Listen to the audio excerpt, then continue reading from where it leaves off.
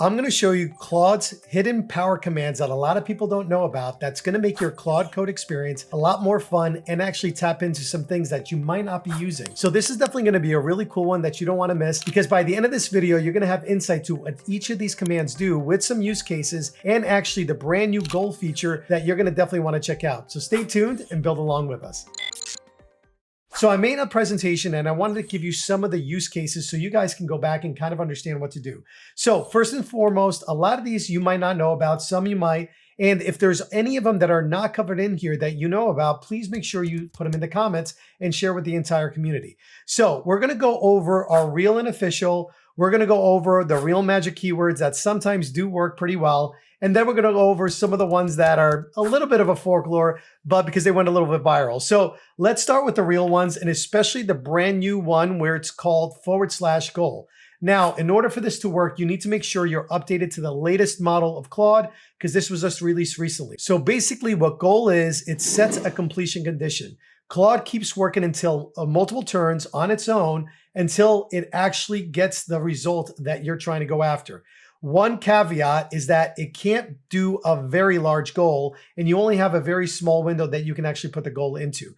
So the first thing you do is type a /goal. You give it a condition. Claude starts working immediately. After each turn, a fast model checks, is the condition met? If no, Claude keeps reasoning and keeps going. And if yes, goal clears and the work is done. So a couple of ones is like /goal, all tests and tests -auth pass and lit is clean. Basically, Claude writes the code, runs the tests, reads errors, fixes them, and reruns until everything is green. Content manager. /goal, every product page has to have a meta description under 160 characters. And then again, Claude audits every file, writes the missing descriptions, checks the length, and then it's done. But I want to make sure you guys understand, you can't make the goals super long, like a full project goal. But if you wanted to create a goal that is going to be very specific to the project you're working in and very specific in that sense, then this will work perfectly. And again, go to Market Engineer, /goal, changelog.md has entry for every PR merge this week. Claude pulls the PR history, writes entries, and formats them. And what I'll do is I'll do /goal. And here I'll say something like, please ensure there are no empty files and that we cleaned up any other unnecessary files entirely throughout our whole second brain. And what I'll do is I'll hit enter, and now Claude will go until it feels like it's all been handled. So here you go. It did a complete cleanup. It went after empty folders. It deleted the things, and it did the actual goal.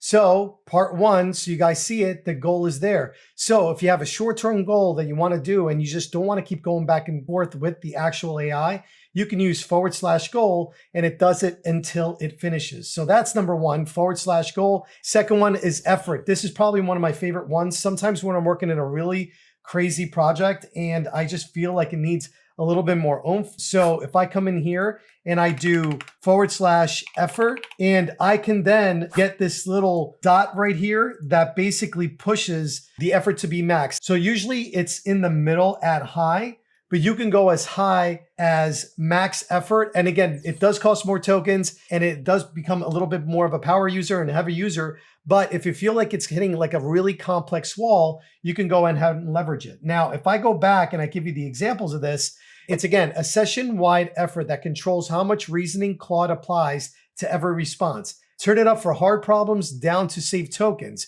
So when you're having a really hard situation and it's having a really hard time getting to the answer, /effort, push it all the way to the highest you can to get past it. And then now when you're regularly, pass through that hard part, you could set it to low, simple queries, batch subtasks, formatting in general. Default is actually medium. I misspoke. I thought it was high. And then again, everyday development and tasks. And then when you start getting a little bit more into the higher architecture and like the really hard bugs, you can go to high.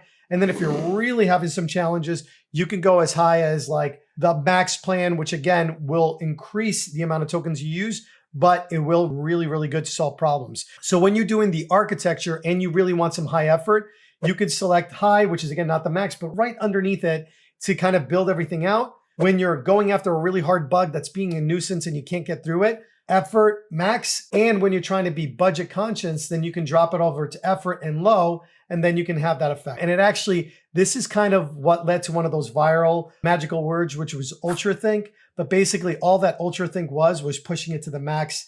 And again, in one turn at max effort, then resets. Ultra Think is something you can use by just typing the word Ultra Think at the beginning, and then it will answer the question with the highest capacity and then reset. But understand that there is a rumor that this kind of works. Again, I've actually used it and I think it works, but this is one of the viral ones that can't really be proven. You have the effort version, you have the goal, and then we have insights. This one is really, really cool.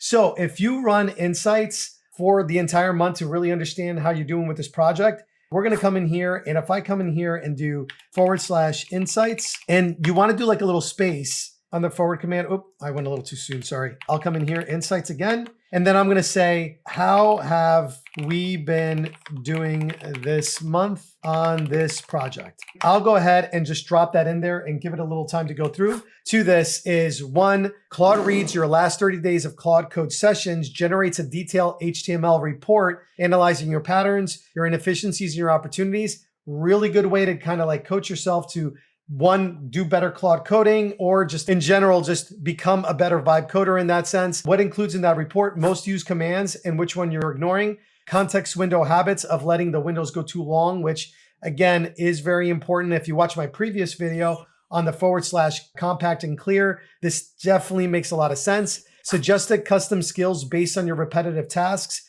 hooks, recommendations, and project area breakdown. This becomes a massive superpower that can make you a better coder altogether. And then here's a couple of them that just use cases on the right-hand side. You do run /insights monthly, discover you've been manually writing commit messages 47 times in the last 30 days. Claude suggests building a /commit custom skill. You build it, never write a commit message ever again. Same thing with team leads, run insights before a team retrospective, share anonymized patterns. We're spending 40% of our Claude time on this or that. New user, run it after your first month, get a personalized onboarding guide based on your usage. You'd benefit from learning, /compact, /plan, and so forth and so on. So all of these are really good. Even I do this quite often. I got to be honest, it's really eye-opening. You're like, oh man, I wish I would have known this really early on, but this will lead you to not only code better, but also save money on tokens and tasks and just context window in general for you to get better quality work and save a ton of time. All right, the next one we're going to go over is /schedule, creates a cloud-based schedule task using cron syntax. Cron is just basically a schedule job. This task runs independently, no open terminal, no active session. Each run is a fresh repo clone. So basically what it does is if for every Monday at 8 a.m. Claude resources and drafts, you wake up to a constant brief. This works when you have Claude on a server and it's always awake. Best for tasks that read from API, web sources, and repos. But it is available if you have a cloud version of Claude, right? So if I did it here, it does give me the option of scheduling. So if I say schedule, right, it's right here. And look, it even says, hold up, this won't work as a remote routine. This folder, blah, blah, blah, is not a GitHub repo yet. Remote routines in Anthropic Cloud, not in your machine. The remote agent can't see your local files. There's literally nothing for it to push. Push this to GitHub requires the code to already be in GitHub. So understand that this works, but it doesn't necessarily work inside of Claude itself. But it's something that is pretty cool that eventually, in my opinion, I think this will become something that both Claude Code and all of the chats and kind of Claude Cowork already does it, but Claude Cowork requires for you to have the computer on. That's what a daily task is or a task in general. But just understand, if you have a cloud-based environment inside of Claude, schedule will work. Remote control kind of follows the same idea in session. So make believe you're on the go and you wanted to basically, work on this from your phone. So what you can do is I can come over here. And if I do /remote control, what will happen is the remote control is active, view and control this session. And now if I click here, it will go to my online version of Claude Code, which by the way, this is the cloud. I can come in here and basically work the project directly from in here. On web, it requires a GitHub project to be connected in order for it to work. So just some ideas to get your brain kind of flowing in here for these little kind of quick checks is one, if you do remote and you have the file on GitHub, do the push inside your local computer to GitHub, grab the GitHub folder inside your Claude Code on the web, and then you can do /remote control in your local session. It'll automatically pop that up and you'll be able to work it in here. So for instance, you start a complex refactoring session, at your desk, then you have to leave, run remote control on the train. You monitor the progress on your phone because it's connecting to the GitHub, which is cloud-based, and you're able to work from there. A production issue comes at 11 p.m. Your laptop is in the other room. Open Claude on your phone. Connect to the session where you left off, as long as you've committed it to the cloud, which is, again, GitHub. And from here, you're able to control it. You're a presenter. You're demoing a live Claude Code session in a room. Run remote control so a colleague can dive in from the laptop while you narrate. So the last one was / stickers. Believe it or not, this used to work. It was real, but now it's broken. So at any given time, back a little bit early on in 2025, if you wrote / stickers, you would actually get the codes to go in and order your own swag.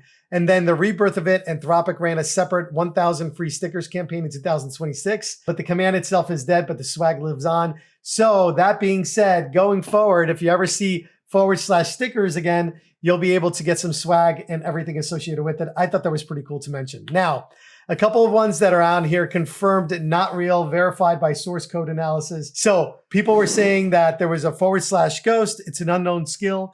Ghost in 12 milliseconds, 0 tokens consumed, never reached a model. So again, not real. / God mode, unknown skill God mode in 11 milliseconds, 0 tokens consumed, never reached a model. And then L99, Code responds, well, what do you mean L99? All these things were basically rumors that were out there of little / commands that you can leverage and use. So the reason why it seems to work is that Claude perceives it that you want extra effort, and all it does is do that. Now, if you want real actual God mode, this is what's called bypass permissions. And if you wanted to add it to your particular Claude file, one, you can ask the Claude Code terminal to set that up for you where it bypasses permissions. If you're using VS Code, the option is actually in settings. And if you go to extensions, you go to the settings, you come in here, you go to extensions, you find Claude Code.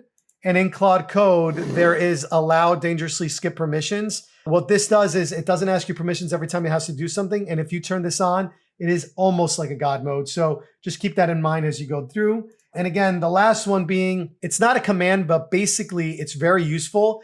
So there's a military decision-making framework called Observe, Orient, Decide, and Act. Claude recognizes as a real strategic framework. So why it works, OODA has a / prefix. So it reaches, the model has plain text. Claude recognizes structures and uses it. So use case is kind of ideas, the incident responder. OODA : our API latency spiked to 8 seconds. What do you observe, orient, decide, and act on? Structures Claude response to have like a crisis decision kind of structure to it. So it's another way to look at things. If you're a project manager, OODA, our competitor just shipped feature X, walk me through the framework, gets a structure competitive response analysis. It just creates a different framework for you guys to try out as you're going through. Again, completely try it. It's a lot of fun. It's not a / command. So basically you would come in here, OODA, what can be done better in this particular platform to give a better resolution for our software in general?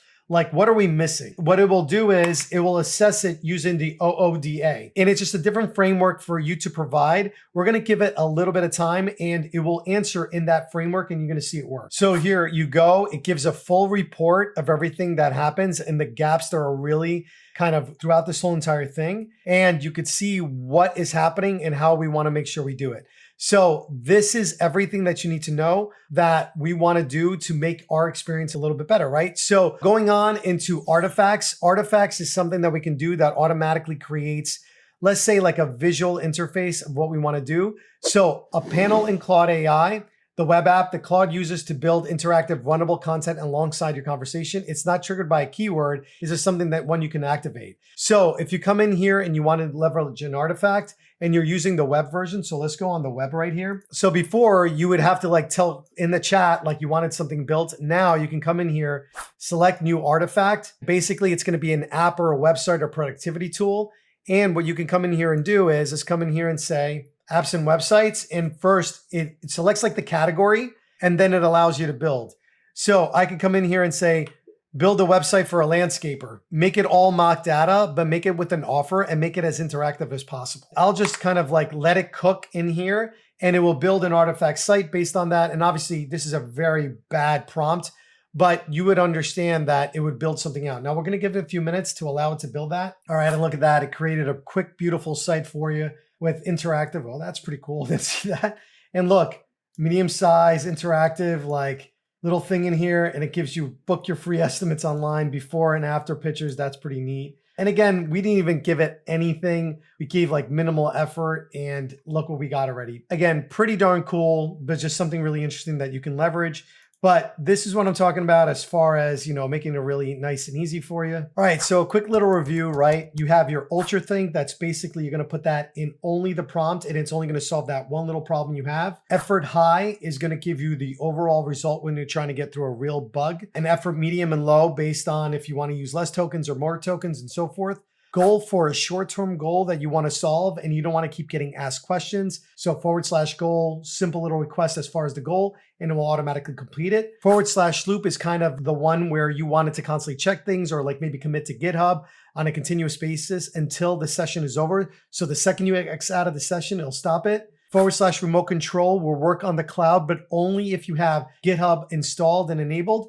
And /insights, really, really good way for you to get better at coding, give you a feedback of the way you're doing, and more importantly, ask it to develop either skills or commands to help improve your overall session. And last but not least, enabling in Claude Code, bypassing permissions by asking it to change that particular setting. And if you're using a VS Code, going into settings, and more importantly, enabling it on the extension to allow for bypass permissions. So this particular presentation will be in the description, and I hope this made it a little bit more fun for you. If you knew them, awesome. If you know of any extra ones, please put them in the comments below. I'd love to hear what yours are. And with that being said, we'll see you in the next one.